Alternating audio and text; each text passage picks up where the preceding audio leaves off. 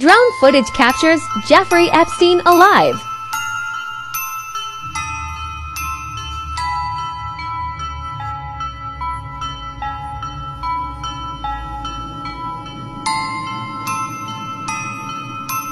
Maintenance worker notices a drone is above and warns Epstein.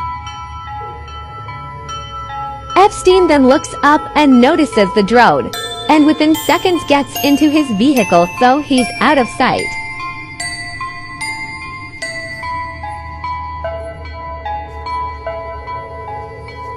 Not even 5 minutes later, look who's seen racing away.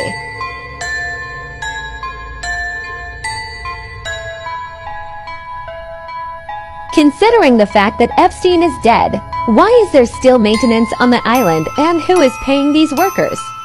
Are the checks coming from the $577 million trust fund